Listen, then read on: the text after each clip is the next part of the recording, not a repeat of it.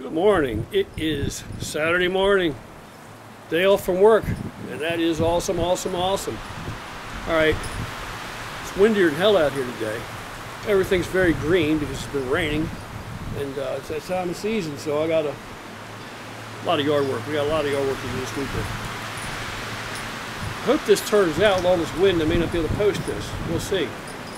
I'm going to play it back. Anyhow, I want to talk about what is the best way to track your body fat percentage as far as your body composition and your progress when you're dieting or you have fitness goals that you have set forward some type of program to achieve. What's the best way for you to track this thing? You know, there's all kind of, everybody wants to overcomplicate everything. I like simple, straightforward shit. If it works, it works. If it ain't broke, don't break it. For most people, in my opinion, the best way to track your progress in that regard is through photographs. I said it before, I say it again. If you take pictures at 2-week intervals, every 2 weeks there should be a change in your body, in your appearance, if that's part of your plan, if that's the direction your goals are aimed toward. If you're trying to improve your physical appearance in some way, every 2 weeks you should be able to see progress. If you can't see progress every 2 weeks, then you have to modify or change something or alter something in your program. And it's probably going to be with your diet or with your cardio. I start out with, day one. The way I put a diet together is I want to know what a person is eating for 3 solid days in a row. And it has to be 3 typical days, okay? It can't be because all of a sudden they're going to pay attention, they're going to write it down, they know I'm going to see it. They can't change it or modify it or pretty it up. And they can't let that influence them. In other words, if just because they know they're keeping count and they're tracking a food log now for 3 days, if they now let that get into their head and that influences how they eat, and they realize what they're doing now and they don't pick up that additional, candy bar or snack, or don't drink that additional energy drink or whatever the hell it is, right? They don't drink that. I want them to relax and just give me 3 typical days. It has to be honest. The more accurate it is, the more accurate a reflection it is of how a person typically normally eats, or how they've been eating normally in their routine, just routine, regular day of eating. The more accurate that depiction is, the more accurate the initial version of any diet. That you use that as input for you to write as one factor in the things you consider when you're going to put a diet together for somebody or yourself or whatever. It has to be. That's why it's important that those 3 days, that 3-day food tracking is accurate and honest. So I look at that, and I look at other things, and I use pictures. So initially we start off with pictures. You need one from the front, one from the back, one from the side is helpful. And you want to be able to see the body. You need to be able to see the physique.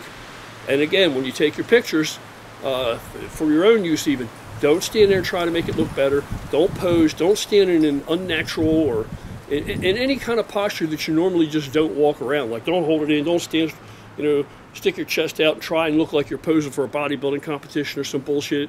You need to see the good, the bad, the ugly of it all, okay? I would say that if you're going to personalize it too much and subjectify it because it's you and you're going to be too harsh on yourself and it's going to make you feel bad, you could leave the head off of it and just look at the body, and that way you're looking more objectively. But you need to see your face because changes are going to occur in your face too.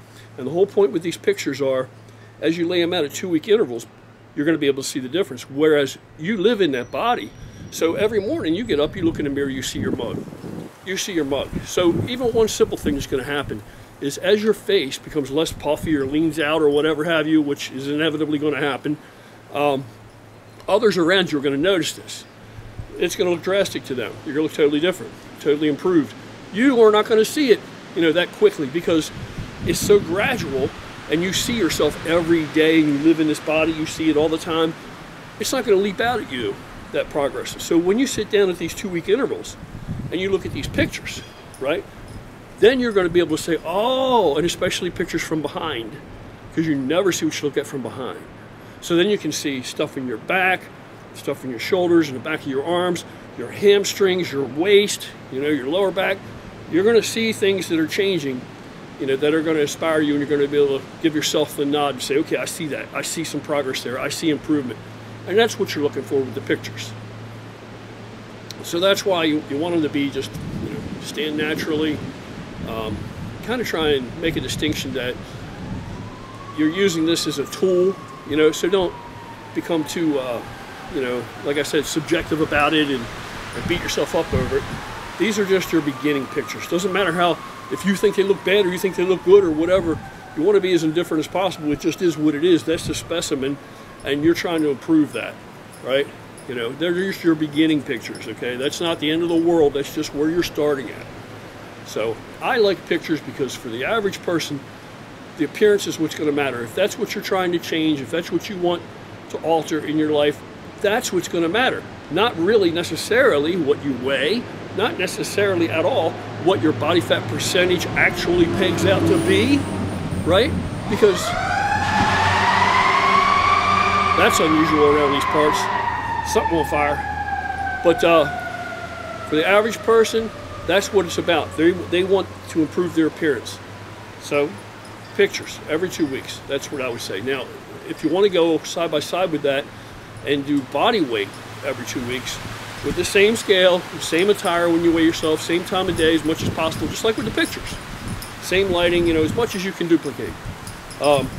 Those two things can go hand in hand and be really good input information for you as you go to track your progress and to see where you may have to modify, or alter things, right? To get tips from the pictures, the input of the pictures coupled with the body weight.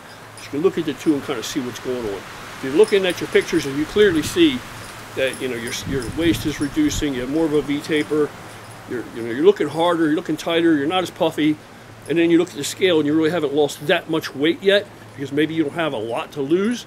Maybe you got enough muscle there that you're just trying to lose some fat. Maybe you're trying to do a recomp.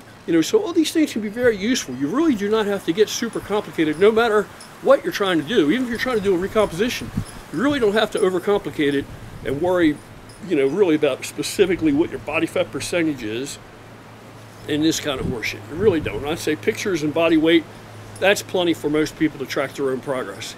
And that's also, hopefully, will serve as inspiration as you see the progress and realize it for you to keep going and stay on task, on point. Other than that, now, if you want to track body fat, I like calipers because, like I said, in the right hands, they can be fairly, they can be accurate enough, as accurate as you need to be. They're never going to be completely right anyway, right? I've mic'd out on body fat calipers where it's just ridiculously low body fat percentages in the past, and not anytime recent, to be sure. And certainly that wasn't real life, wasn't really what my body fat percentage was, but that's what the caliper said, So it is what it is. I think just keep it simple as possible. It's enough of a challenge for most people just to get together a decent diet and to stick to it and to get to the gym and get the workouts in and to do their cardio, if it involves cardio, whatever your plan is. So as far as tracking your progress, I would say don't worry about that other horse shit, just worry about maybe body weight and pictures, and mostly pictures. Mostly pictures. All right, so that's it. Hope that helps. That's what I got.